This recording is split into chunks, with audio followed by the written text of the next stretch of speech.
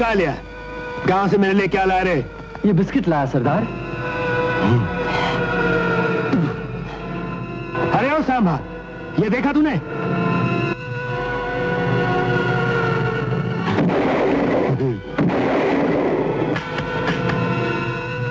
बच गया। मैंने 1000 बार कहा कि मुझे असली चीज चाहिए, असली चीज, समझे?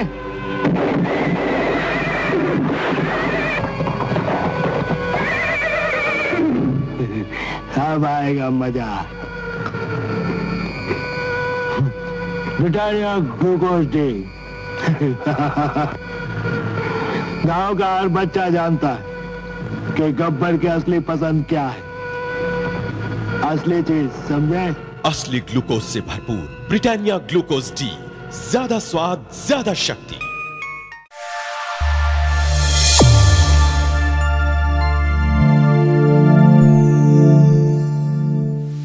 भारत के सिनेमाई इतिहास में कभी भी किसी खलनायक को किसी भी टॉप ब्रांड ने अपना ब्रांड एम्बेसडर बनाने की हिम्मत नहीं जुटाई, बल्कि ये काम तो हीरो के हिस्से के लिए या हीरोइन के हिस्से के लिए छोड़ दिया गया। क्योंकि आज तक ये हिम्मत बड़ी बड़ी कंपनियों ने इसलिए नहीं दिखाई क्योंकि उनको लगता रहा है कि अगर किसी विलन को ब्रांड का विज्ञापन करने के लिए दे दिया तो ब्रांड एम्बेसडर बनाकर उनका भला होना तो दूर की बात है, दूर की कौड़ी है, बल्कि विज्ञापन अगर विलन ने कर दिया तो खामखा लेने के देने पड़ सकते हैं। साथ ही उनकी इमेज से मट्टी पलीत हो सकती है, ब्रांड को नुकसान हो सकता है। लेकिन भारत के सिनेमाई इतिहास में ये रिस्क सिर्फ एक बार टॉप ब्रांड ब्रिटानिया ने लिया। हालांकि इससे बड़ा जोखिम उठा पाना अब तक किसी की कुव्वत नहीं रहा। दरअसल आज कहानी है सिनेमाई इतिहास के सबसे खूंखार विलन अमजद खान की। गब्बर का जब्बर किरदार ऐसा निभाया शोले में कि ब्रिटानिया ने उनके किरदार से इतना प्यार कर डाला कि अपना ब्रांड ही उन्होंने दांव पर लगा दिया। लेकिन अमजद खान पर जब भी किसी ने दांव लगाया वो हिट नहीं, सुपर हिट भी नहीं, बल्कि ब्लॉकबस्टर बन गया। दांव तो उन पर शोले में गब्बर के किरदार को निभाने पर भी नहीं लगाया गया था, लेकिन जब लगाया गया तो अमजद खान ने सबको गलत साबित करते हुए अपना लोहा मनवा डाला, और ऐसा मनवाया कि दोबारा गब्बर का कोई रोल कर सके सपने में भी कोई सोच नहीं सका। हाथ में खैनी रगड़ना, फिर उसको मुंह में डालकर बार बार थूकना, धूप में जुल्फ से चेहरे पर खौफनाक भर भाव, आंखों की शाल, लाल सुलगते डोरे, बिना रहम की क्रूर हंसी जो अब तक हर बार जब भी टीवी पर दिखती है तो सिहरन दौड़ जाती है। ये वही अमजद खान थे जिन्हें पहले फिल्म शोले से निकाला गया था। फिल्म के लेखक जावेद अख्तर ने तो यहाँ तक कह दिया था कि अमजद में वो बात नहीं है जो गब्बर के किरदार के साथ न्याय कर सके।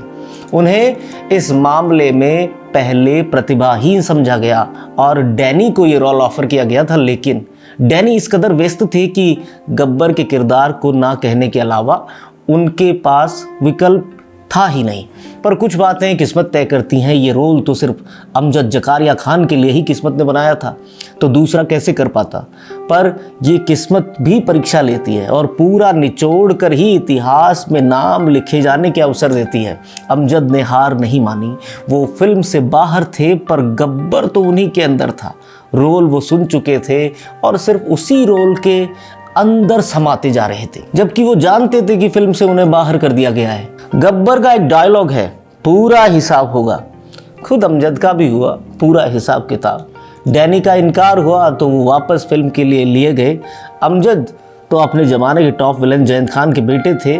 पिता के नाम का सवाल था। अमजद ने जमकर मांझा खुद को, और इतिहास लिखने के लिए यही तो एक ज़रूरी बात है।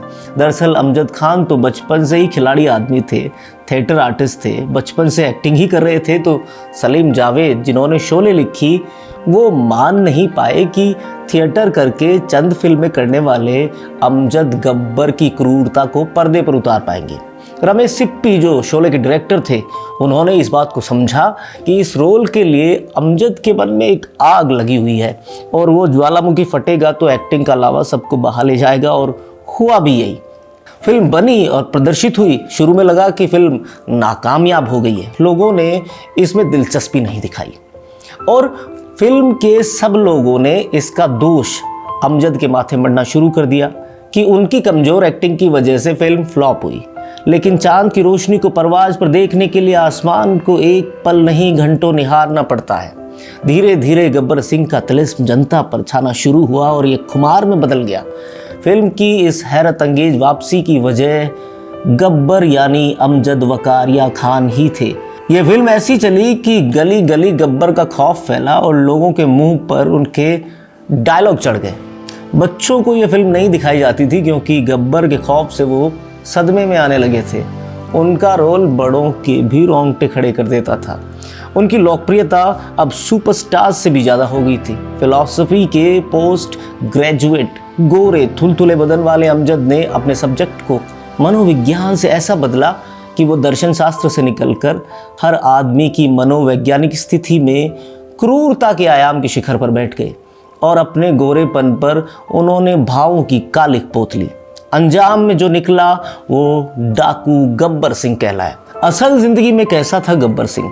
यारों का यार, सीधा सा नौजवान। एक किस्सा है, 1980 में अमजद खान टॉप स्टार से भी ज़्यादा बुलंदियों पर थे और एक फिल्म कर रहे थे जिसमें उनके साथ कई जाने माने सुपरस्टार्स भी काम कर रहे थे।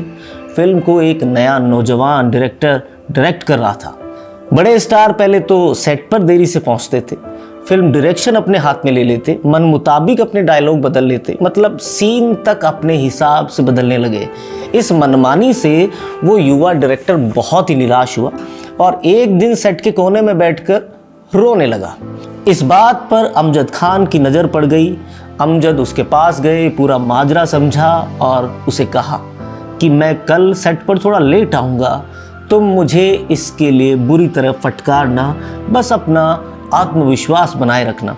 अगले दिन अमजद जानबूझकर लेट आए तय था कि डायरेक्टर ने उनको बुरी तरह से डांटा और अमजद ने बेहद शालीनता से माफ़ी मांगी।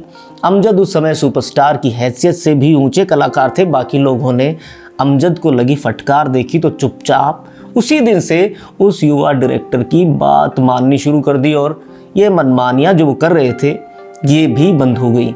ये अमजद का प्लान था, वो काम कर गया। अमजद जितने बड़े कलाकार थे उससे बड़े इंसान थे।